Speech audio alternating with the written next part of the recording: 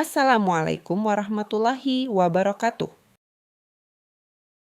Halo semuanya, kami dari kelompok 2, mahasiswa Fakultas Farmasi Universitas YPIB Majalengka. Pernahkah kalian berpikir kemana perginya obat sisa yang kalian buang? Pada video animasi berdurasi 10 menit ini, kami akan mengupas tuntas analisis kami mengenai bahaya limbah farmasi. Namun sebelumnya, tak kenal maka tak sayang. Izinkan kami memperkenalkan tim penyusun materi ini. 1. Siti Rihadatul Aisy Rochmatini, NIM 23482031098. 2. Yani Amalia, NIM 23482031107. 3. Yara Ismaisha Sopiana, NIM 23482031108. 4. Zahwa Khaila Salsabila, NIM 23482031109. Dan terakhir, 5. Nenitri Puspita Dewi, NIM 23482031196. Tanpa menunggu lama, mari kita masuk ke pembahasannya.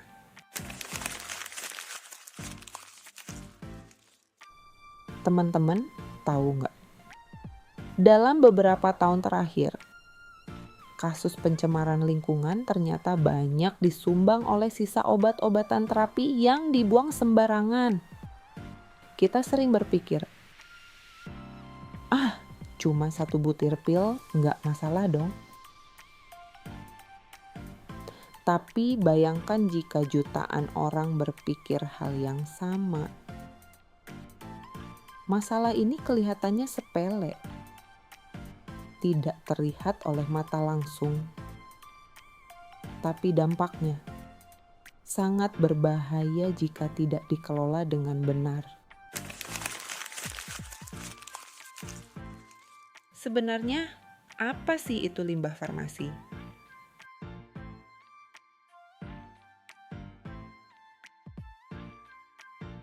Limbah farmasi bukan hanya obat kedaluarsa di laci rumah kamu saja.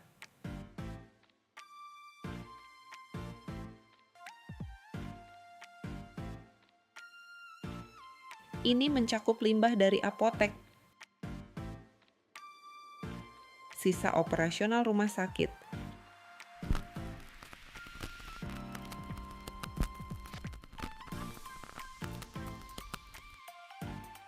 hingga limbah produksi industri farmasi.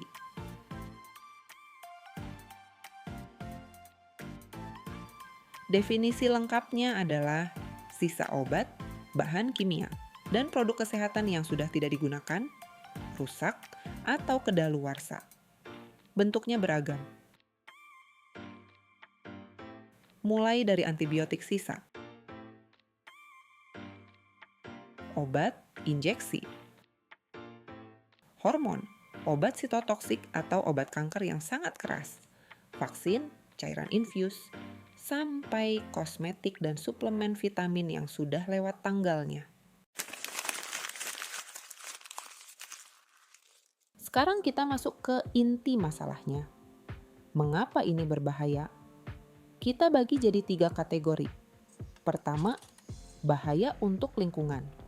Bayangkan kalian membuang obat sirup ke wastafel atau membuang pil ke toilet. Air itu akan mengalir ke sungai. Instalasi pengolahan air biasa seringkali tidak mampu menyaring residu bahan kimia obat. Akibatnya, air dan tanah tercemar. Racun kimia ini bisa terakumulasi di tubuh hewan air atau ternak yang minum dari sumber air tersebut. Dan tebak apa yang terjadi? Hewan itu masuk ke rantai makanan dan akhirnya kembali ke piring makan kita. Tanpa sadar, kita sedang meracuni diri sendiri lewat lingkungan yang kita kotori.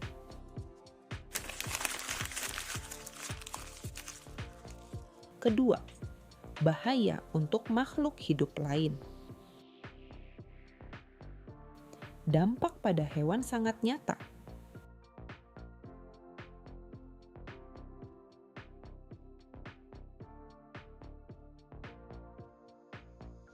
Penelitian menunjukkan bahwa ikan yang terpapar limbah hormon, seperti sisa pil KB yang terlarut di air, bisa mengalami perubahan jenis kelamin atau kemandulan. Ini mengancam populasi ikan di alam liar.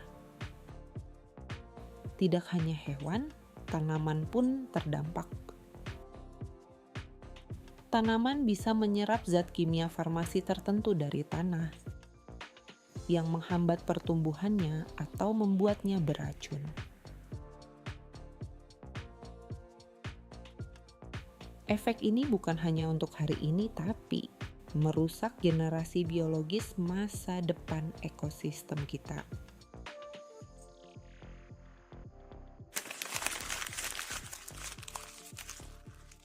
Ketiga, dan yang paling menakutkan, bahaya langsung untuk manusia.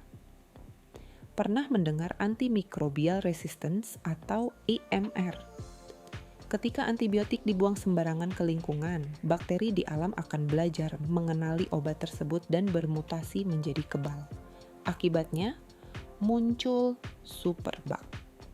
Infeksi yang dulunya mudah diobati, nanti menjadi tidak mempan lagi dengan obat biasa.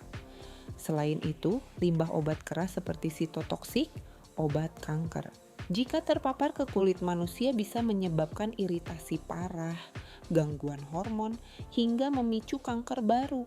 Mengerikan, bukan? Lalu, kenapa masalah ini terus terjadi? Alasan utamanya sederhana, ketidaktahuan. Banyak dari kita tidak tahu cara membuang obat yang benar. Kita menumpuk obat di rumah sampai kedaluarsa. Lalu saat bersih-bersih, kita membuangnya begitu saja ke tempat sampah umum.